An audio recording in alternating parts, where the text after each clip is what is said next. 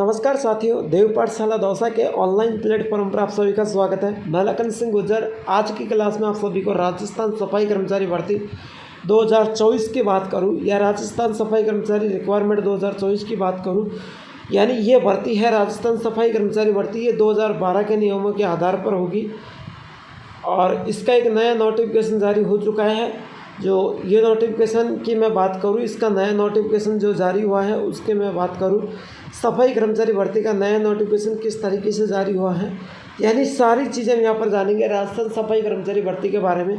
तो आगे बढ़ने से पहले आप हमारी क्लास को लाइक करना, शेयर करना और चैनल को सब्सक्राइब जरूर करना ताकि ऐसे हर क्लास का नोटिफिकेशन आप तक पहुँच सके। तो चलिए, मैं रिक्वायरमेंट 2024 की मैं बात करूँ, 2012 के नियमों के आधार पर भर्ती किस तरीके से होगी।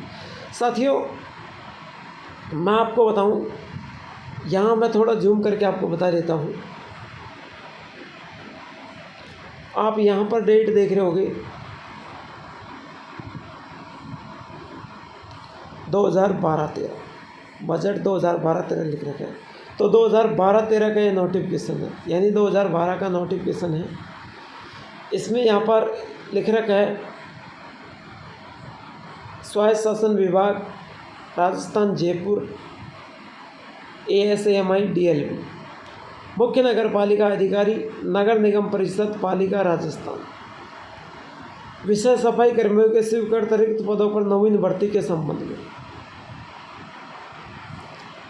यहाँ पर दे रखे हैं साथियों, माननीय मुख्यमंत्री महोदय द्वारा वित्तीय वर्ष 2012 के 12-13 के बजट में घोषणा विनियोग विधेयक एवं वित्त विधेयक पारित किए जाते समय राजस्थान विधानसभा में घोषणा की गई थी।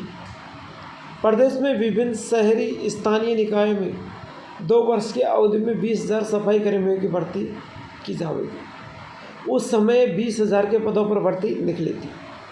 राज्य की समस्त निकायों में, समस्त नगरीय निकायों में सफाई कर्मियों को स्वीकृत एवं रिक्त पदों पर परिवीक्षा की आधार पर भर्ती हेतु निर्देशालय स्तर से विज्ञप्ति जारी की जा रही है।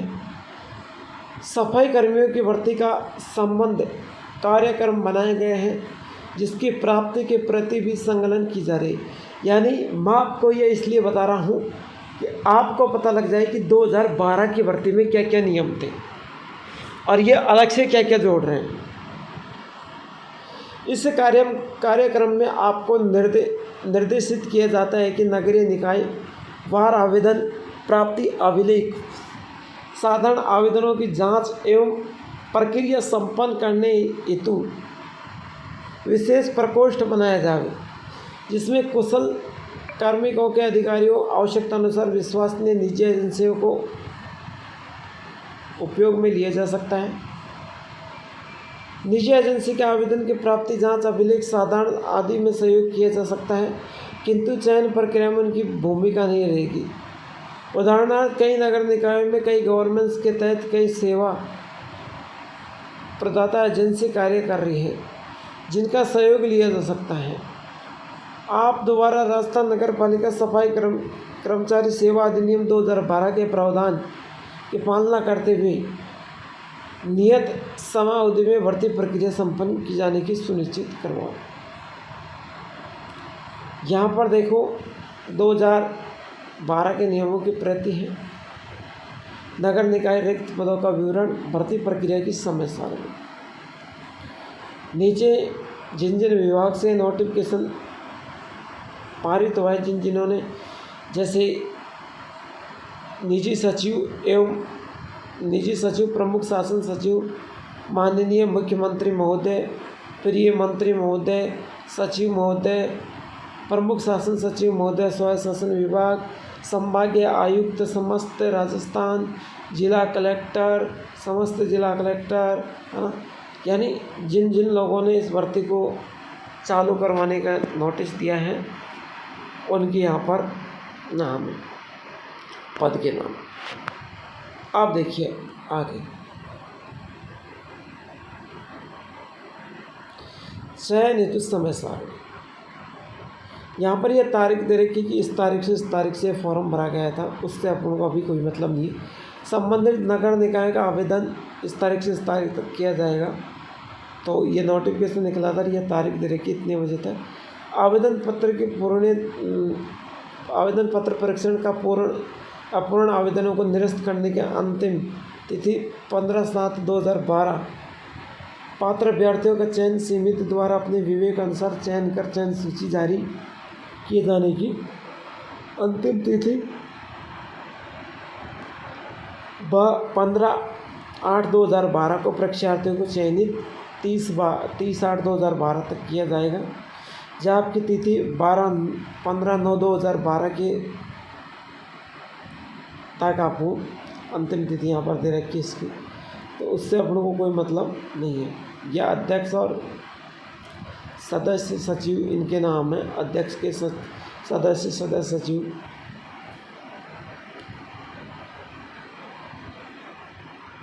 यहाँ पर देखिए शर्तें मापदंड जो लिख रखी हैं। आप देखिए, आवेदनकर्ता राजस्थान का मूल निवासी हो, पद हेतु योग्यता, अब वो 2012 के नियम की बात होगी यहाँ पर। पद हेतु योग्यता राजस्थान नगर पालिका सफाई कर्मी सेवा 2012 के नियम 6 के अनुसार राजस्थान की किसी भी नगर पालिका में 2 वर्ष का सफाई कार्य का अनुभव हो।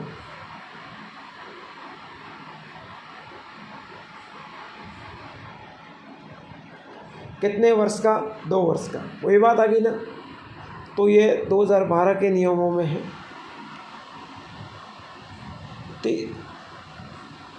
तीसरा पॉइंट है, चयन में महिलाओं, विशेष विधवा तलाकशुदा महिलाओं को संबंधित निकायों की परिसीमा में अस्थायी निवासी को नगरीय निकाय में 2 वर्ष से अधिक सफाई कार्य का अनुभव रखने वाले अभ्यर्थियों को चयनित प्राथमिकता दी जाएगी। यानी महिला, विधवा, तलाकशुदा 2 से ज़्यादा सफाई कार्य का अनुभव होगा उनको लिया जाएगा। देखो कितनी घटिया, यानी 2012 के पिछले उसको दे रहे हैं। अब इसमें आपको ये तो पता चल गया कि 2 वर्ष का अनुभव प्रमाण पत्र होना चाहिए भाई।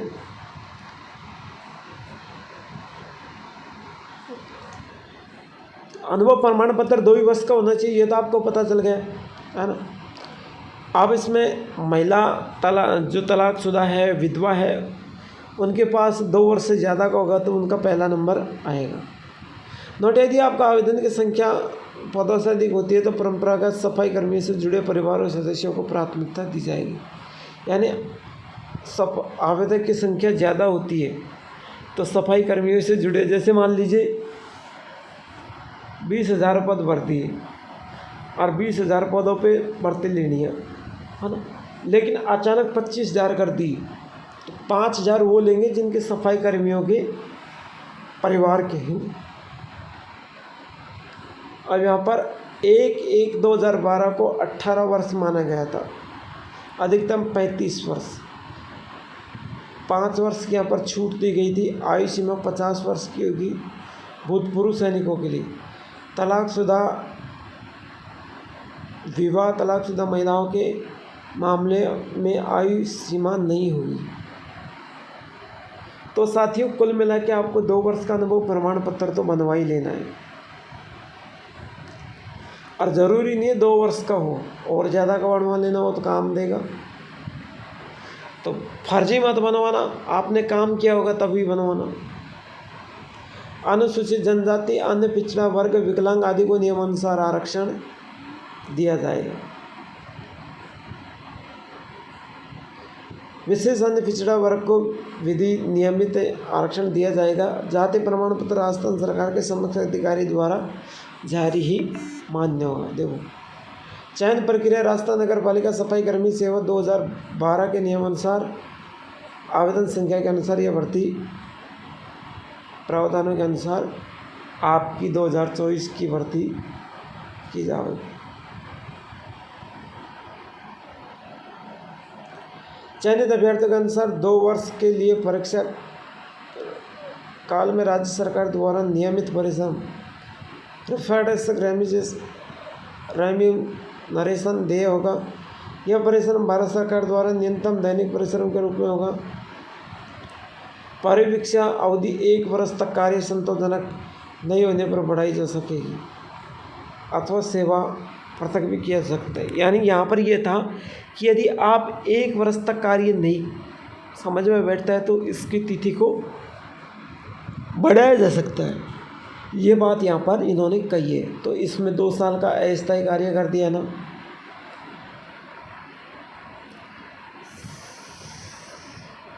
ये नीचे फॉर्म के बारे में समावधि दे रखी है, तो इससे अपन को कोई मतलब नहीं है।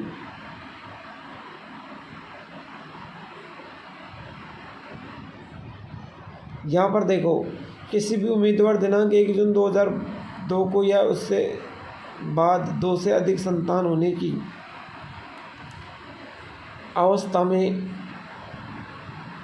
वह नियुक्ति के लिए पात्र नहीं होगा। यानी 2 से ज़्यादा संस्था है तो वह नियुक्ति के लिए पात्र नहीं होगा। आज भी यही नियम चला रखा है। 2002 के प्रस्ताव में एक ही संतान हो, वहाँ पर 5 वर्ती जुड़ी हुई बच्चों को एक ही यूनिट समझा जाएगा, है ना। तो इसी के लिए कोई भी ऐसा पुरुष अभ्यर्थी जिसके 1 से अधिक पत्नियां हैं वो सेवा नियुक्ति तक पात्र नहीं होगा जब तक सरकार की इन बातों को शेयर नहीं करेगा।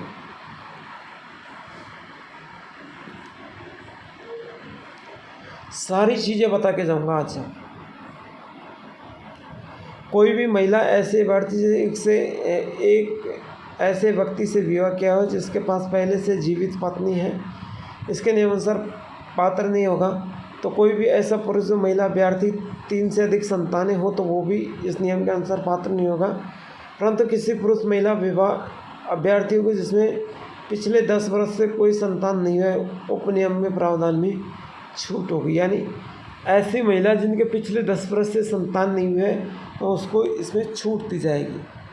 उक्त संतानों की गणना के अंतर्गत गोद ली गई संतान या सौतेली संतान भी आती है।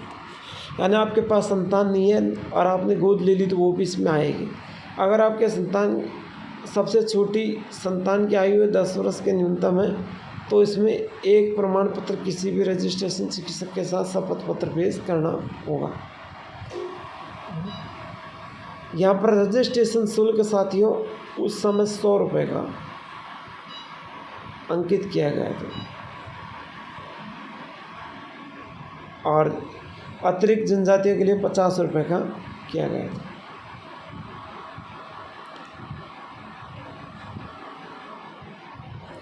अब देखिए शर्तें में क्या क्या था। देखिए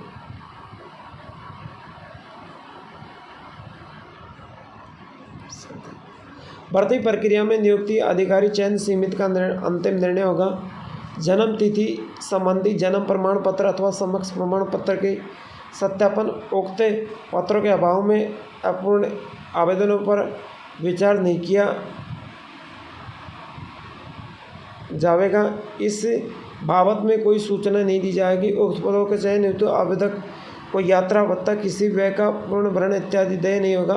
राज्य सरकार द्वारा अधिनियम निर्देशक आदेश एवं शर्तों के अधीन यह चयनित नियुक्ति दी जाएगी। नियुक्ति के समय दस्तावेजों को मिलाने का सत्यापन किया जाएगा। चिकित्सक प्रमाण पत्र पुलिस सत्यापन के अधीन नियुक्ति होगी। तो आपको ये सारे नियमों की पालना करनी है। नियुक्ति पत्र जारी होने के बाद इसे अवधि के संभालना होगा। तो इनको एक बार आप विज्ञप्ति के बारे में है वो आप देख लेना। आवेदन पत्र के साथ संलग्न किए जाने वाले दस्तावेज: आयु संबंधी प्रमाण पत्र, जन्म प्रमाण पत्र, जन्म तिथि अंकित हो, सत्यापित हो, सक्षम अधिकारी द्वारा जारी किया गया अनुभव प्रमाण पत्र। यहाँ पर देखो, सक्षम अधिकारी द्वारा जारी किया गया अनुभव प्रमाण पत्र यदि कोई हो तो लगा देना, नहीं हो तो 2 प्रतिष्ठान व्यक्तियों के 6 माह की अवधि में दिया गया मूल चरित्र प्रमाण पत्र। आवेदकों को गत 3 वर्षों ने जानता हो, उसका रिश्तेदार नहीं हो। आवेदक को 3 वर्ष से जानता हो लेकिन उसका कोई रिश्तेदार ना हो। समक्ष अधिकारी द्वारा अनुसूचित जाति पिछड़ा वर्ग के सत्यापित प्रतिलिपि यहाँ पर दे रखी हैं। मूल जाति सत्यापित प्रतिलिपि, विवाह पंजीकरण है यहाँ पर। अगर विधवा पति का मृत्यु प्रमाण पत्र, तलाकशुदा, आरक्षण में छूट से संबंधित है ना, शुल्क रेखांकित, सारी चीज़ें यहाँ पर दे रखी है। अब देखिए उस समय यहाँ पर इस तरीके का एक फॉर्म आता था जिसको यहाँ पर आवेदक का नाम, आवेदक के पिता का नाम, जन्म तिथि अंकों में है ना, और जन्म तिथि को शब्दों में लिखा जाता था यहाँ पर, और पत्र व्यवहार यहाँ पर है ना, आयु गणना होती थी। पत्र व्यवहार, स्थानीय पता, दूरभाषा, निवास, जन्म स्थान, स्तरलिंग, लिंग पुरुष या महिला, राष्ट्रीयता, धर्म है ना। नीचे क्या आप अभ्यर्थियों की जाति अनुसूचित जनजाति द्वारा महत्व प्रमाण पत्र, अनुभव, संस्था, अवधि, वर्ष, माह, यानी पूरा फॉर्म, पति पत्नी का नाम, उनका जन्म, बच्चों है ना, सारी चीज़ें यहाँ पर, अभ्यर्थी के हस्ताक्षर है ना, पूरी चीज़ें यहाँ पर दे रखी है। सत्यापन किया हुआ सब कुछ यहाँ पर बता रखा है। अब यहाँ पर जो पोस्टें थी उस समय की जो बता रखी है, तो मैं आपको यहाँ पर टोटल पोस्ट बता दूँ उस समय कितनी पोस्ट थी। इसको मैं थोड़ा जूम करके बता देता हूँ। यहाँ पर टोटल जो पोस्टें हैं वो 11,376 है, यानी 20,000, अब 30,000 की भर्ती पदों पर भर्ती निकली थी, लेकिन इसको 24,000 25,000 पद पे रोक दिया था है ना, इसीलिए वहाँ 20,000 पर निकली थी, लेकिन 11,376 पदों पर यह भर्ती हुई थी। तो चलिए, क्लास अच्छी लगी तो लाइक शेयर ज़रूर करना और चैनल को सब्सक्राइब करके बेल आइकन के चिन्ह को ऑल प्रेस करना, ताकि ऐसे हर क्लास का नोटिफिकेशन आप तक पहुँच सके। मैं विदा लेता हूँ आज, फिर मिलूँगा कल एक ऐसी लेटेस्ट क्लास के साथ।